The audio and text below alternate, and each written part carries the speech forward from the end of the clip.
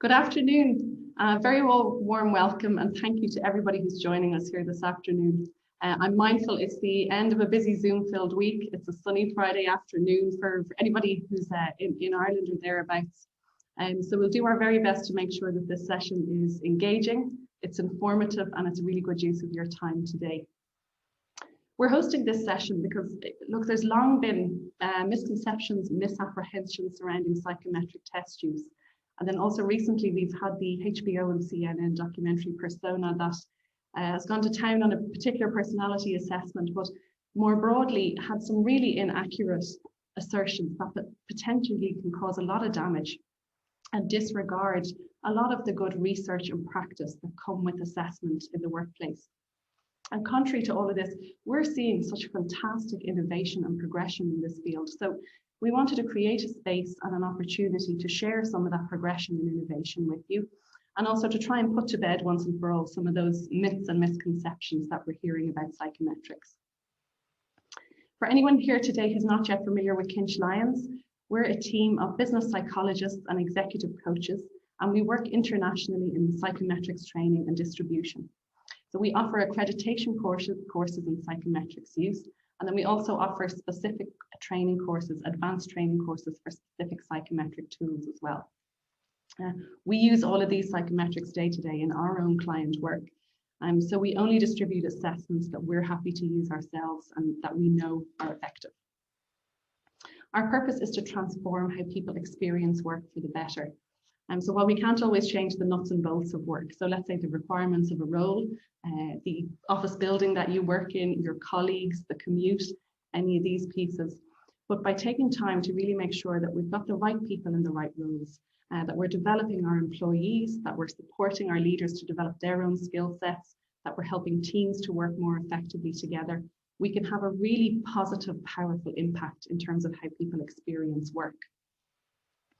We partner with lots of different psychometrics providers, but one of our more recent partnerships is with Podium, who have an amazing suite of assessments.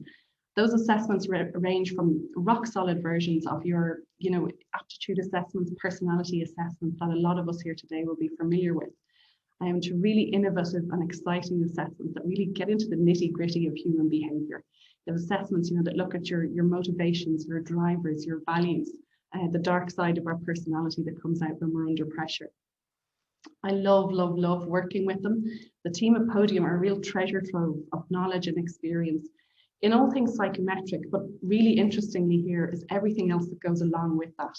So it's your technology, your computing, your software, as well as your research methods, your psychology, your psychometrics, all of those elements that combine together to bring a really robust and reliable and effective assessment experience.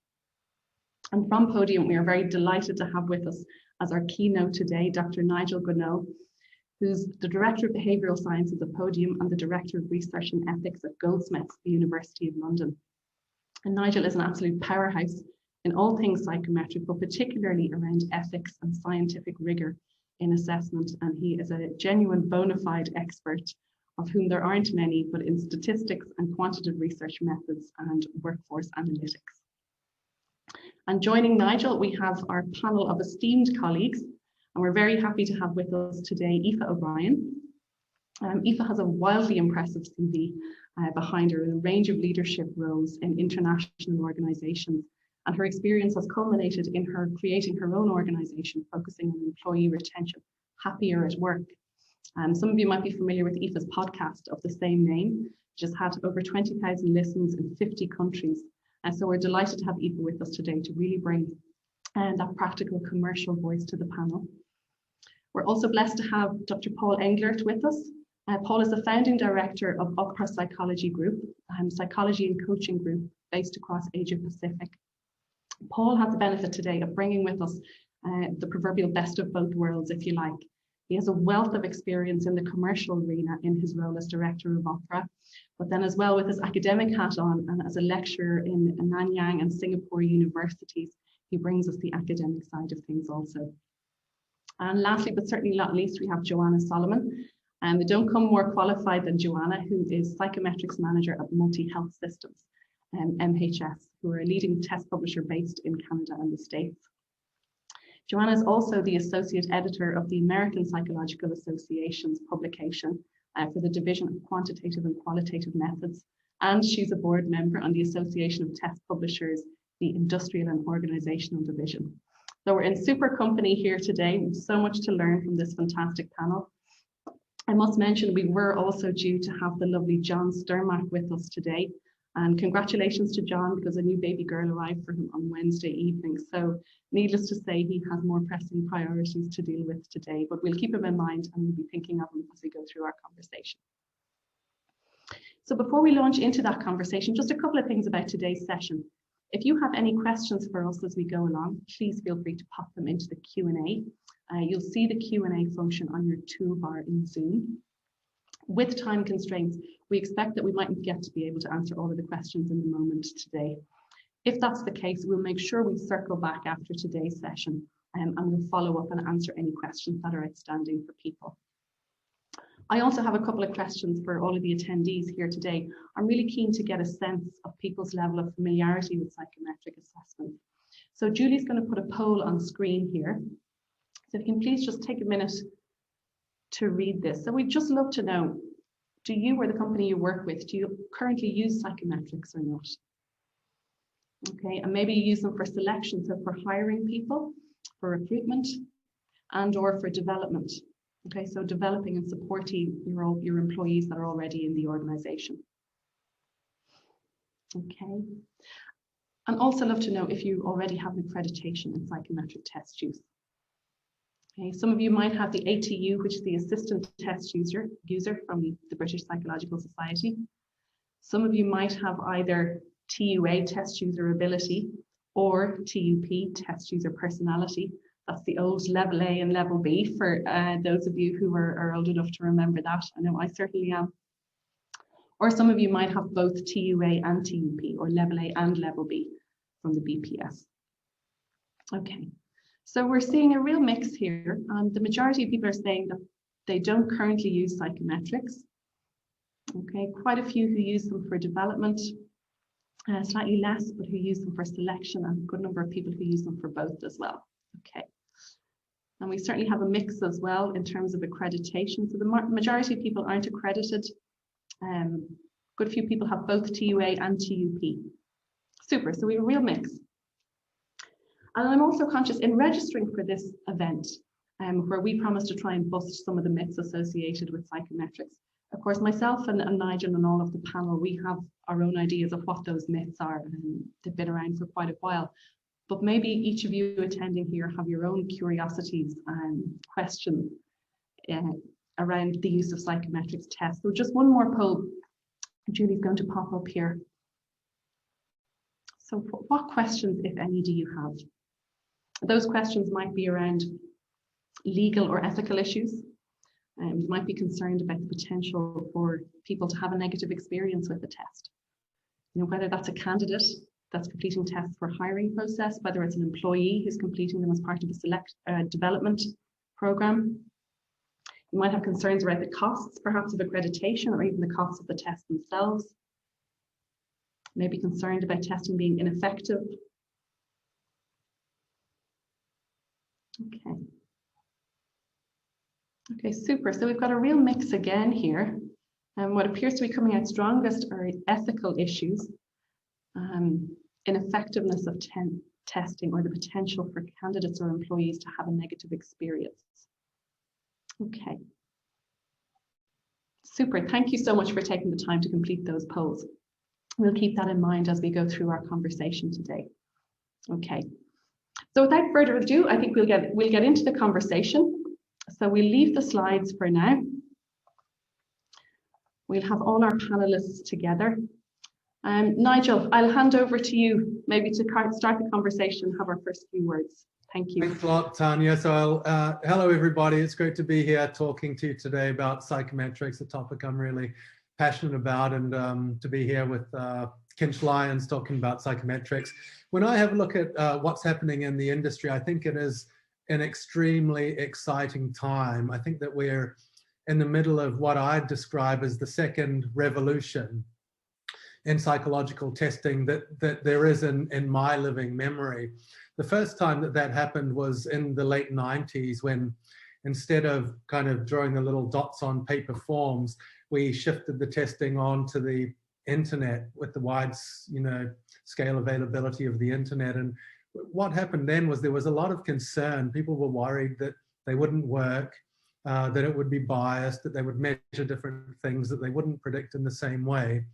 But these psychometric tests, which are measures of attributes of people that we can't touch and see, they actually do predict job performance. They actually can be used in a fair way. And all we were doing when we moved on to delivering those tests via the internet was shifting the mode. So you drew a dot, colored in it with a pencil, or you clicked a radio button. There wasn't anything really that different. So in hindsight, we didn't need to be too concerned, but we actually were really concerned.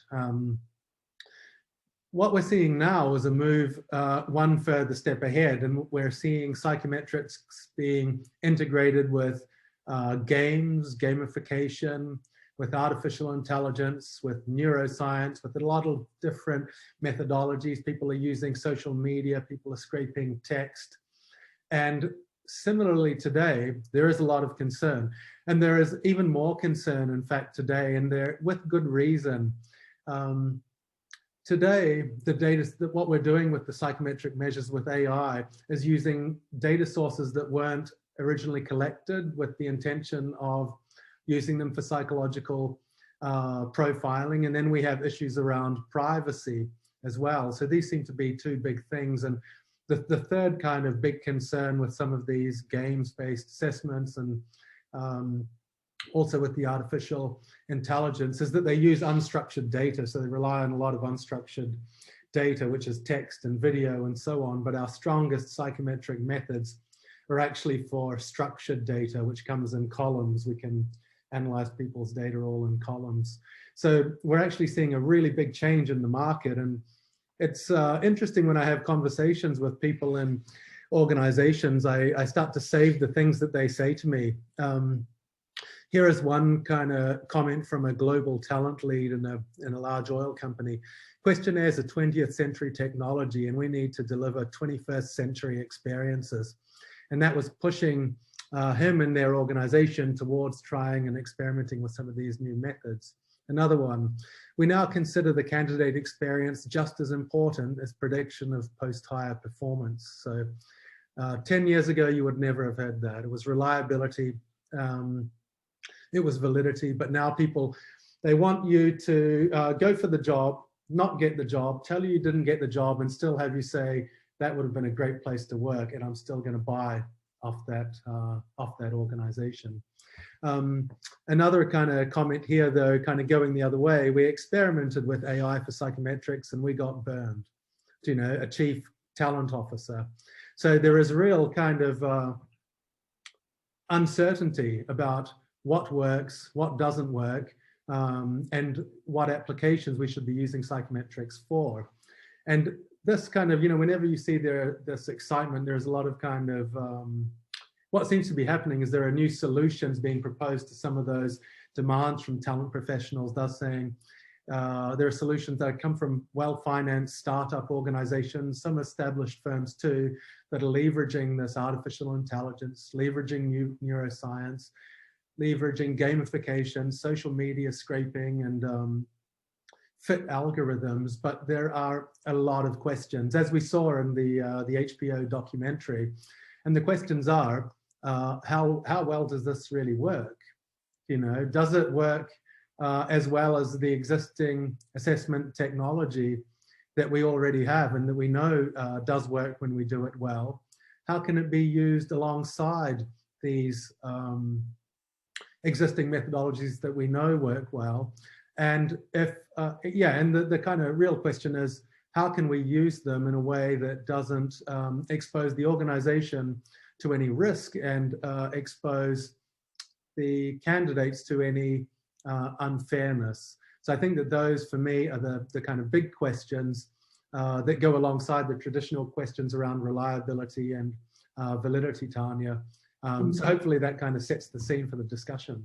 Yeah, absolutely. And hopefully there are questions we'll get to the bottom of today. But even Nigel, just to bring it back, I'm conscious from our polls, there are people here today who don't use psychometrics or aren't yet accredited. But even just to ask you, what is a psychometric for anyone who doesn't know? I mean, how is it different from the personality quizzes I did in Just 17 magazine when I was a teenager, from the quizzes that people Google? I'm delighted to see giggles there that other people remember Just 17 magazine. I'm showing my age there. Or that things that people Google, you know, the quick emotional intelligence personality test that people Google on the internet. What's the difference between those and a psychometric? Yeah, the difference really is in reliability and in validity. So when we talk about reliability, it means if I did the test today and I did the test 1 week from now, 6 months from now, a year and a half from now, as in some of Podium's kind of reliability studies, the candidates are getting the same scores. So we can't guarantee that for the 17 kind of magazine, and then they weren't designed with that kind of standard in mind. The other thing is, we know when you get a particular score, this is something that psychologists in general are good at thinking about. We think in terms of systems. So we know that if you get this particular score, it means that you're going to behave like this in the workplace. You're going to be a good performer, or you're going to find yourself getting into conflict, or you're not going to be able to kind of deliver on the objectives you've promised to your organization. So that really is the big difference. Psychometrics are measures of mental traits and abilities, and when they're developed well, they predict important outcomes, and they do so in a reliable way. Absolutely, and that development and that research behind them, I suppose, is what all of us here today are probably really passionate about and eager to share with people the extent of the work that goes into creating them. Yeah. Aoife, what about you in your career to date? I mean, what have you seen? What have you not seen? Absolutely. Yeah. Well, if I think back to my corporate career, probably one of the first experiences I had of a type of psychometric testing, which is very much personality based, when I lived in London. And I took the test and I was delighted with the results, because essentially what it said was you would fit in really well with this team based on your personality. So not only would I fit in with the organization as a whole, but the team that they were looking to add me to, I would be a really, really great fit for that. So that was, my kind of first introduction to it, if you like. More recently then, in another role, I had some, it was the numerical reasoning and the verbal reasoning tests as part of not the onboarding process, but the recruitment process. Like, it was essentially, you're taking this test to prove that you are able to do the reading of graphs that are required in order to be successful at the role, and the writing of reports and things like that. So that was used as part of the recruitment process, but it was never referred to again. And I know certainly once I was hired there, and once I started hiring other people, there was no visibility on any of those results, on any of those quizzes. We did some Myers-Briggs testing, and anyone who's a psychologist, I think, can sort of say, well, maybe the Myers-Briggs is not the best measure of the personality tools and things like that. But we did some of that in the workplace to get a better understanding of how each other works. And we did some work around communication and that sort of stuff. But there was never really, like, I see a huge opportunity to use psychometrics in developing people, in really understanding, and this has come up since I started my business, that people don't necessarily understand each other's strengths to begin with. This person is a big picture thinker versus a very detail oriented person. This person has some really untapped strengths there based on this test that they've done. Going back to what Nigel said, getting an understanding of how they might behave in the workplace, and even going beyond that to understand in stressful situations, how might someone behave, and what do I as a manager need to watch out for when it comes to, especially these days with COVID, it's a traumatic experience for everyone. So I think there is a huge opportunity. And going back to what I said at the start, this concept of fit and how people fit in at work, I think there's a particular opportunity to do that. And the research I did as part of my master's focused on things like values and needs and strengths. But if we could use more of that to try and find ways for people to matched, essentially. So to work in roles that is well suited to them, and to be presented with opportunities for development where they can progress in those roles, and for organizations as a whole, like to attract people who would really fit in that organization as well. Really interesting there. There's such a missed opportunity, I think, for a lot of organizations in what you're saying with the assessments that are used for selection. And it's like never mentioned again, never heard of again. And there's a wealth of data there. Absolutely. Really good assessments. Yeah. Paul, what about, you know, what would you see? Where's the opportunity and where's the potential for psychometrics in selection there? We talked a little bit about a missed opportunity there. Where's the potential for psychometrics with selection? There we go. There we go. I'd actually pose the question a little differently. And I would say, what is the difficulties with selection? And I think if we look at selection in its entirety, it's a difficult task. Trying to predict human behavior. I mean, we can think about that on a day-to-day basis with people who have let us down, commercial interactions that haven't gone the way that we wanted. We always go into those thinking they're going to be fine. You know, we always go into relationships thinking they're going to last. When we're making selection decisions, we're picking someone for our organization. Let's say it's a 50-pound job, just to make the maths easy. They're going to stay for 5 years. We've got, you know, it's going to be it's a £250,000 decision. Why would you not want good data to make that decision? I mean, to me, it's a bit of a no-brainer. Any other type of decision, if I was to say to you, well, look, you know, here's a £1 million. How long are you going to take before you decide you're going to go to this data source, look at it from this angle, this angle, this angle, this angle. But for sometimes with selection, we just don't do that. And if we look at it from that perspective, that is where psychometric testing, I think, starts to really come into its own. I think one of the topics is the myths. And I think psychologists have a lot to answer for in terms of some of those myths, because I think that they've perpetrated a myth that there is this great mystique to the way these tools actually work. There's a lot of science to the way that it's built and which questions we use and which questions we don't, and so on and so forth. But the actual methodology is very, very straightforward. You know, essentially what we're doing is asking people a set of questions for which we know there is good variability, which we know that some people answer this way, some people answer this way. So we get that variability. We then compare their answers to another group of people. And from there, we get behavioral preferences. There's no magic to it. And from there, we align those behavioral preferences to what we need in the job. And then we have a probability of their success in the role. And once you break it down from that perspective, and you look at it from a business's angle, not from the psychologists or the psychometricians, but what does the business need? What they need is good quality data to make an informed decision about the probability that this person is going to be a good fit or not a good fit. And I think the less mystique there is about the field, and the more that people understand the simplicity of that methodology and then able to apply it, then they will start to, then it becomes a no-brainer. And then the question is just ensuring, as Nigel said, that you've got good tools. And good tools, yeah, there's a big science to building that, and that's Nigel's field, and you know that's why he's taken years to build these particular measures. But the application of it, having built it, is relatively straightforward. And I think so from my perspective, I think that's where the opportunity lies, and it's about looking at it from the business's perspective, not from the psychologist's perspective. Mm. I'll come back to that idea of good tools shortly, but sticking with selection, one of the myths out there would be that candidates can fake the assessments. What would you say to that, Paul? To me, I'd say that candidates can fake interviews. I'd say candidates can fake biodata. I mean, the criteria for psychometric tests is no different.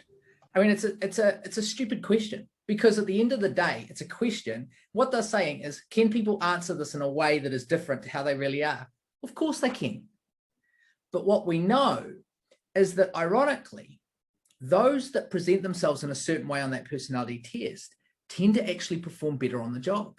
And there's a lot of good literature on this, essentially because we all manage impressions. You're managing your impression right now. You know, the way that you're presenting yourself, the way you choose to talk, we all are. You know, it's 8 o'clock on a Friday night here in Singapore. I don't tend to wear a shirt on 8 o'clock I'm managing those impressions.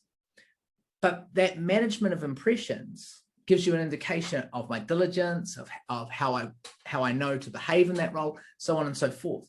So I don't think it's as big an issue as people think. Secondly, the evidence shows that people don't fake them as much as people realize. So that's point 2. And thirdly, unlike the other measures, interviews, biodata, and so on, personality tests have a indicator inside the test, which we call a response style indicator, which gives us an indication of how they've chosen to answer the questionnaire. We don't get that with any other measure. So it's not, again, it's the wrong question to ask, can they be faked? Because everything can be faked. That's obvious. So now move on and say, well, this is the only measure that actually has a measure in there to check that. To add on to that, Paul, I agree completely. I think it's a very interesting topic that people are worried about faking when, like you said, you could spin it around and actually it could be an indication of their emotional intelligence, that they understand what desired characteristics are, what it would have looked like to be good at a job or whatever they need to be. It's actually probably a good sign almost to some extent that they understand what's needed. Whether or not they do it is a second problem, but at least for the sake of the test, that they can demonstrate it is not the end of the world. And like you said, a good test might even have some stuff built in that can help you detect it. And you can make the choice then about, is it detrimental or is it maybe revealing another skill, I guess, essentially, if there's of that impression management and ability to present themselves in a desirable way, whether or not it's genuine, but maybe useful. Absolutely, I would agree entirely, and the literature supports that. You know, we've got lots of literature now to show that impression management is actually indicative of good performance on the job. You know, they obviously understand what's required for the job, and what they're giving you is the personality that they believe is required. Now, if there's an alignment between those two, you know, happy days. It's really, really, really interesting. And I hadn't heard that research before, so I'd love to dig in more to that. I'd love to pick up on a point that Paul made kind of at the start, saying, you know, if you're hiring someone for 50 grand a year and you expect them to stay for 5 years, if you think about if they leave earlier than that time and how expensive of a mistake that is. So if you don't get it right, the amount that you've invested in the interview process, in the training, in the onboarding, in all of that stuff, the amount of time that it takes. And if you get that wrong, it can cost quite a lot of money in terms of trying to replace that person as well. So just something to add in relation to getting it right in the first place. Yeah, that's a really, sorry, just to add to that, it's a really good point, because when you look at when we call this utility analysis, when you look at the cost of doing one of these tools, you know, if someone brings a system in-house and they're actually keeping the data and they've worked with you guys, they've worked with Kingslyons to get it in-house and so on and so forth, it's chump change.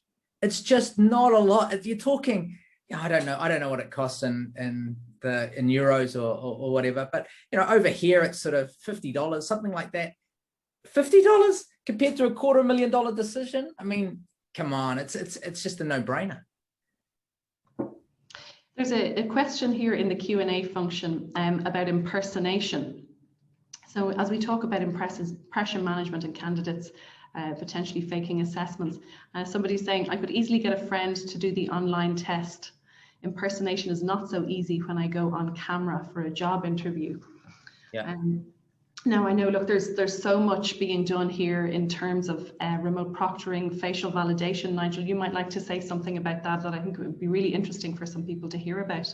Yeah, Richard, it is an interesting question, because when people usually talk about faking, they still assume that that it's you know, the physical you kind of turning up. But just in the last few days, I've had calls to kind of research. There are outfits on the internet where they'll send someone along to the assessment center, you know, to take those assessments. And yeah, that would get picked up a little more easily on the video. I mean, if you're doing a face-to-face interview or on a video, we actually, Podium actually has capabilities for remote proctoring, where we can kind of match to an ID, you know, and just flag if it wasn't the actual person taking the assessment. So there is that kind of issue that needs to be gotten around. But once you kind of get to the point that it is Nigel coming along to take the personality test, Nigel should do the points that Paul and Joanna are making there around there being, you know, ways to kind of detect that, the social desirability, bias and faking, that those are solid points. To add to that, certainly you could have your friend come take a psychometric test for you, but that's why a psychometric test alone is never a selection decision. There's always, you know, the interview, like you said. I mean, you have to be you there, and it's pretty clear to tell when those things don't match or there's a misalignment that maybe you've been exaggerating. Psychometric tests are powerful and, you know, very well researched with lots of rigor, but they can only take you so far. There's that extra little, you know, % of variance that needs to be just other indicators. There's multiple indicators to use when you're making a, you know, $250,000 decision, of course. Yeah, and I think that's a good point, and Joanna, and I think also when you're dealing with human beings, you know, human beings are complicated. We are complex. You know, we vary in different situations. We have different drivers, different motivators. And making that selection decision is not just on a personality test or a cognitive ability test. It's understanding the job. It's then understanding, well, what are the traits that I'm looking for in this job? How important is it? Where should I put cut scores? How does that probability change? You know, all the stuff that is really Nigel's bread and butter. But how does that probability change as my score on this test changes? All of that, I think, is part of this new wave that Nigel was talking about. And when we start to think about the complexity of human behavior and the complexity of predicting human behavior, then the role of psychometrics becomes clear, as just as Joanna said, as part of a comprehensive selection battery. Yeah. Yeah, I think one of the other myths that's often around selection, and from the poll here today, some people were interested in as well, is that potential that testing is going to put people off, is going to turn candidates off applying for a role. Nigel, you talked a little bit about this at the beginning. You know, you were talking about organizations who actually want candidates to walk away thinking, I didn't get the job, but that would be a place I'd love to work. We've seen that a lot as well in our practice, that our clients and organizations will talk about the branding opportunity that psychometrics offer as part of the selection process, and that's actually, they feel it really enhances it because it's offering that objectivity and that rigor, bringing it into their assessment process that might not be there without it. Any more thoughts from the panel on that?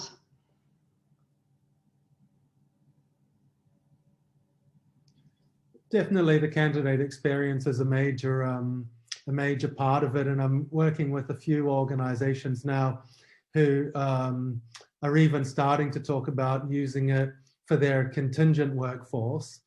And, you know, typically with kind of people who are non-permanent hires, they come in through kind of agencies and they don't go through the testing. And there was some concern that that issue that you raised, Tanya, would be particularly pronounced for this contingent workforce, people who are coming in for 3 months, 6 month contracts, but the organization actually put in the psychometric testing and didn't see any reduction in candidate flow or candidate availability there as a result of it. So I think that that's one kind of little insight. And as you say, it can actually be a strong branding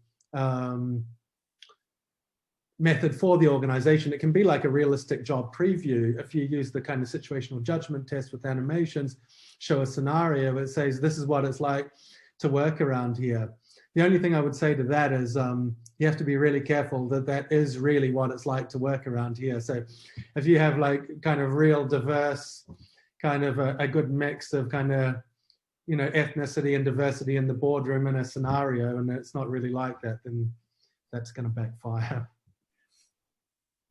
I think psychometric tests and selection are also an opportunity to build that customer experience by demonstrating that you're taking it seriously, that, like Nigel said, you're making it an objective, and also that you're doing everything you can to make it accessible and fair, and, you know, demonstrate that you care about that diversity or that accessibility in the way that the test is designed, having accommodations built in, having a timer that you can either show or hide depending on your anxiety. Like, being sensitive to the user's experience is a very nice reflection on a company. It's really taking it seriously, treating them with respect and dignity throughout the whole process. I think it's a really great opportunity, I think, to do that. And I suppose my own experience from being the candidate, and the psychometric testing was used more as a cutoff point. So you need to reach X amount, and if you don't, but there was never any kind of discussion around what that might be or what the implications are then for development if you were extremely high or kind of just above the cutoff point or something like that. So I think there's an additional opportunity there for organizations to build that in as part of the development process as well. Absolutely. And as we come to coaching and development, and I know this would be something John would have loved to talk with us about, were he here today also. I mean, we see fantastic opportunities for psychometrics and coaching and development. And I think for me, they're really powerful on an individual level for helping people to break down and understand what it is they want. You know, everybody might say, I want to be more effective in the workplace. I want to make better decisions. I want to communicate better. But psychometrics can actually break that down into specific skills or specific elements of those things that can really help people to work on them. And also at a group or an organizational level as well. You know, everybody in an organization might agree, we want to build trust. We want to be more comfortable having difficult conversations. You know, we want to build psychological safety, but they might mean different things to different people. So having a psychometric that framework gives a common language. So, you know, everybody's singing from the same hymn sheet and is understanding these things to mean the same thing, which is where personally I see them as being really, really powerful. But what about the panel? Aoife, I'm particularly interested in you're working in employee engagement. Paul, you have a lot of experience in this area as well.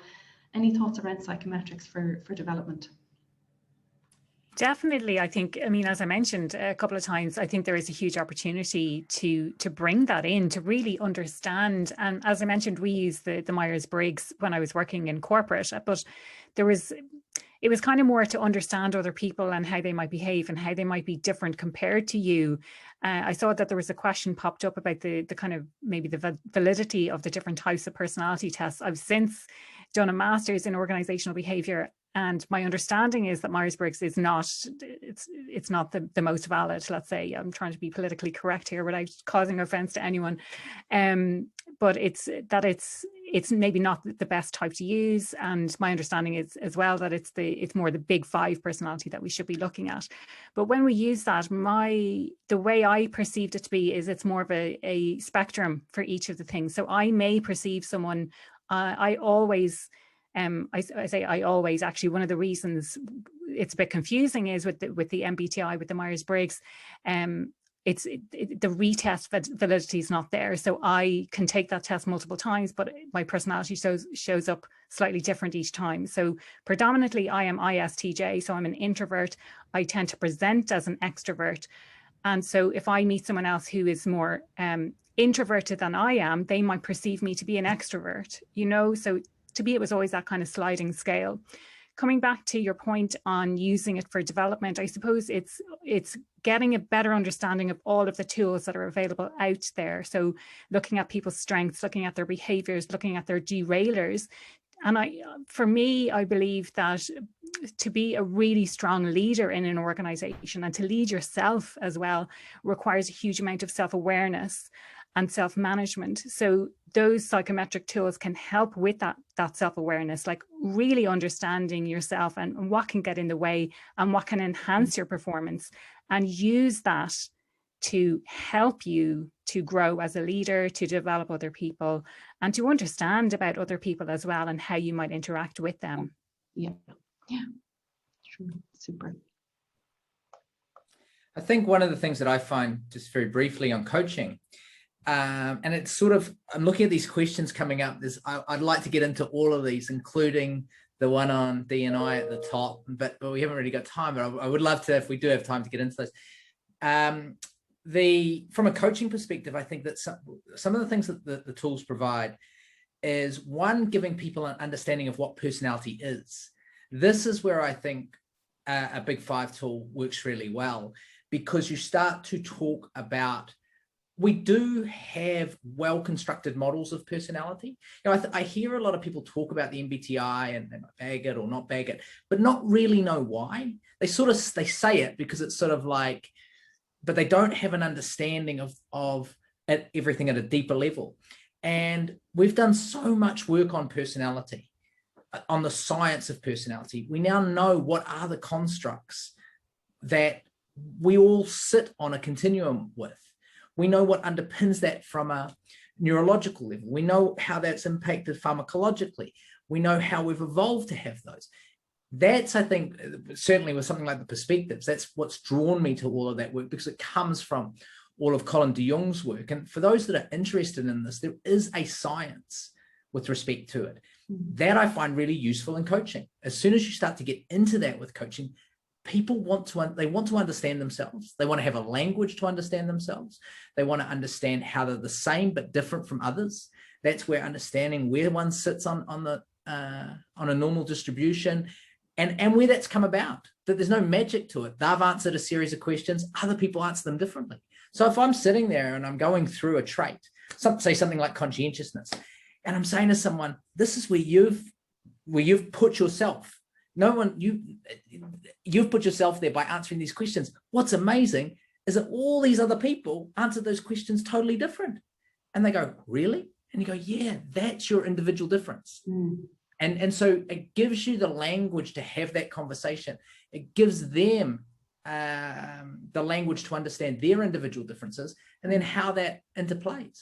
So it's just such a powerful framework to do that. Yeah, I think that's really the key point, Paul, is that language. Giving people that language to work with is so powerful.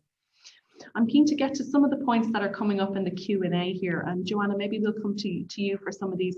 There's questions about the concern about tests being very white, male and middle class oriented. There's another question about disabilities and that. So Joanna, could you tell us a little bit about, what's being done in this area? How are we protecting people with disabilities? How are we taking diversity into account in psychometric test design? So traditionally, psychometrics, like Nigel mentioned, is all about reliability and validity, that the test is consistent and measuring what we think it's measuring. But really over the last, handful of years especially, but lately, fairness is right up there. It's just as important, that a test is no good if it's not fair. And so all these ones that may appear white and male and middle class or upper class, the role of the purchaser, I think, is to make sure that you're buying one that you think is reflecting the diversity you want to see. Certainly there's good tests out there of, let's say, math ability. But if everybody who took the test and all the scores that it's based on are students from a school in Texas, that's valid for Texas. That's fair for those kids. Is it fair for all the students at the school that I go to? It's a matter of making sure that you're making a fair comparison. And that fair comparison needs to be based on exactly, the kind of diversity you want to see. So if you have a diverse organization and you're in a setting like Ireland or the UK, maybe you'd like to use norms and compare your student or your applicants to people from that area. Like Paul said, that, it's that individual difference, but compared to who? Compared to a fair comparison group that's actually representative is a huge deal and a really big part of making a good psychometric test. And I think, I think this is a question that it's very appropriate for someone like Nigel to answer, because this is an area where he's done a lot of work. And to actually, again, the irony is that personality tests and cognitive ability assessments have to demonstrate that they aren't white, male, middle class. And the amount of analysis that's required now to do that is their point of difference. And I think, Nigel, do you want to answer that just very briefly without getting too technical, but just in terms of things beyond just the norm group, but just things like diff analysis and why this is now so super important. And it's a real differentiator between modern tests and tests that haven't had that work done. Yeah. So just Nigel, maybe just if I can, just before you come in, I'll come back to we talk a little bit very briefly about norm groups, because there are some people attending today who might not be familiar with them, and we might be talking Chinese. So Joanna, would you maybe just say a word or two about norm groups and what we mean, how they help the process? Essentially, a norm group is a point of reference. So it tells you what normal looks like or what typical looks like on a test, so that my score is not just a 16. That doesn't mean anything to me, but I can say that on average, people like me scored a 15, and so my 16 is a little bit higher. It just gives you a framework to understand and interpret your score, hopefully in a very fair way. And there are so many different norm groups, and not with every test, but that's one of the aims of people who create psychometrics, that you want to build up a really good bank of norm groups so that you are comparing people to others that are representative of their population. So you can have norm groups that are differentiated by geographic region, by age, by gender, things like that, for example. Sorry, Nigel, off you go. Just thought that might be helpful. It's going to be, it gave me a chance to think of what the response was. So thank you, Tanya. Like what we do, the big thing that Paul referred to called Diff, which is differential item functioning, just lets us test if you had a male and you had a female and they were equally clever, would they get the same score? And if we can show that, we know that the test is not biased. And there's some pretty kind of fancy statistical models behind all of that, but in essence, that's it. And you also need to look at how you use different tests in combination to kind of make sure you get enough diversity in the applicant pool. But then you need really good sourcing strategies, form relationships with universities or colleges that have kind of diverse populations, make your organization look welcoming to people from diverse backgrounds. All of that broader kind of activity needs to be happening too. And just on a point that Nigel made, which is the combination of tests, some of my own work on intelligence compensatory theory, how the cognitive ability then can be offset by traits like conscientiousness. And we've got a lot of evidence to show how all of this intertwines. And so there's a whole level of sophistication that you can go to ensure that tests and any testing procedure is not white, male, and middle class. I mean, that concept, or what's underneath that concept, is at the heart of what psychometrics is trying to address. And it's addressing it in a very sophisticated manner, and continues to address it in a sophisticated manner. And I think, just to finish, you can get these reviews of these tests like perspectives. You can go to the BPS and you can see all of the analysis that Nigel's talking about to demonstrate the fairness across different groups. Yeah, this is a huge issue in psychometrics, to actually prove that it's as fair as you think it is and that you want it to be. So it's looking at whether, like Nigel said, if people are equally clever, are they really getting the same score? Is it a difference caused by the test? Is it a difference just because people are different, which is also genuine, but we need to document, where is it coming from? Is the test creating it, which is not ideal? Or is it just capturing the way the world really works?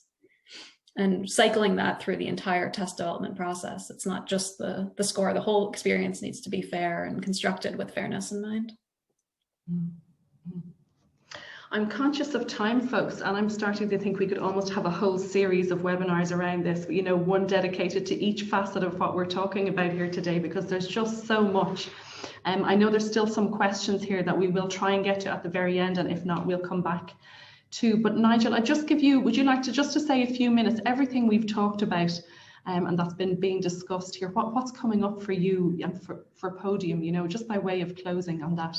Yeah, I think what Podium's kind of reading in the science and trying to bring to industry is really this kind of precision measurement to give deeper understanding of what people are going to be like when they get into the work environment. So if you have a look on the normal kind of personality side, there is the 5-factor model that people know about, and but now there is kind of acceptance that one level down, each of those big 5 is underpinned by 2 dimensions, and one of those dimensions is like an accelerator. It makes you pursue goals, and one is like a brake. It keeps you out of trouble. So in extroversion, it's kind of like surgency or dominance, makes me go after goals, and the sociability aspect of extroversion keeps everything harmonious.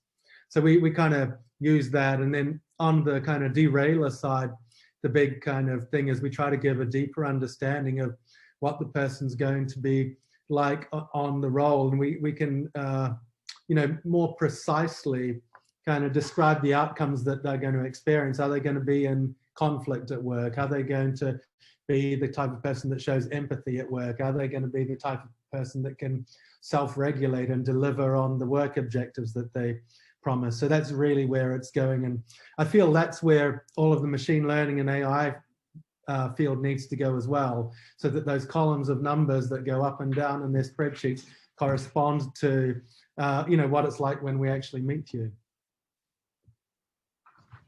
Amazing stuff. That's personally one of the things I find most exciting, the whole derailers piece. And it's really, really exciting developments there from Podium, but generally from the world of psychometrics across the board, really, that we're seeing. And something that's unique about us at Kingslyons is we're not tied to any one brand or any one suite of assessment. From a range of providers, we choose the best to help our clients to be their best themselves. We work a lot with MHS, who Joanna works with, who provide the EQI and the EQ360, the world's most robust measure of emotional intelligence. The HRG, which is a really unique and innovative tool that looks at some of the psychological components behind hardiness and resilience. DLI, also by MHS, are a set of leadership assessments looking at specific leadership skills, so like your decision-making, change management, influence. We also work with the Wellbeing Project, who deliver the raw workplace well-being assessment, a really, really fantastic tool for practical, tangible outputs around somebody's well-being. Psychological consultancy, headed up by Jeff Trickey, who I'm sure some of you know, who do the risk type compass. It's a great one because organizations often focus their risk on their finances, their processes, their systems, their technologies. But actually, we, the people, can be one of the biggest risks. And this one looks at personality and decision-making and the role they play in risk. And we have the We Builder, a team effectiveness assessment based on the science of positive psychology that's created and authored by our very own Alan Lyons at Kingslyons. And of course, we have the fantastic Podium suite that we've been talking about today. And just even listening to some of the things Nigel's saying, I hope gives you some of a sense of really the progression that they're making in terms of psychometrics. So for anyone that would really like to immerse themselves further in this world and to become accredited in psychometric test use, and we're partnering with Podium to offer gold standard BPS, British Psychological Association, and FPA, the European Federation of Psychologists Associations accreditation. It's a super course it's flexible in its delivery. There's a fully online version available immediately. We're also offering a blended version, and we will be offering in-person certifications when circumstances allow. It's tailored in its approach, so we'll often offer open courses. We can also tailor courses specifically for in-house delivery and organisation. So depending on what that organisation's needs are, we can tailor additional pieces of content to that. And they're valuable in what they offer. As you're learning from experienced chartered psychologists, we use these assessments all the time in our client work. So our successes, our war stories, they're all a value add onto the certification. So the course has been designed and developed by Podium, being delivered by Kingslyons, and it offers the BPS and FPA accreditation in psychometric test use. That's everything you need to be able to administer and interpret psychometric assessments, both ethically and effectively for yourself or for your organisation. So with time, we're almost at time. I would really lastly just like to say a huge, genuine, warm and heartfelt thank you to Nigel, to Joanna, to Paul, to Aofie for sharing your time and your wisdom with us today. We're really, really grateful for your participation. And thank you to our colleague Susan Keeley for making everything happen today, and to Joanna Solomon for helping it all happen so seamlessly on the day. And for anyone who'd like to continue the conversation, we're going to keep all of these questions we haven't exactly got to in the Q&A. We're going to download them and make sure we come back to everybody with them. You can also contact us, info@kingslyons.com, or visit our website, kingslyons.com. And the last link there is the link to directly access the completely virtual training for the BPS and FPAS psychometric accreditation from Podium and Kingslyons. Okay, so thanks so much to everybody. As I say, we'll keep in touch. We'll keep all our answers to the questions coming. But for now, goodbye, happy Friday, and have a lovely weekend.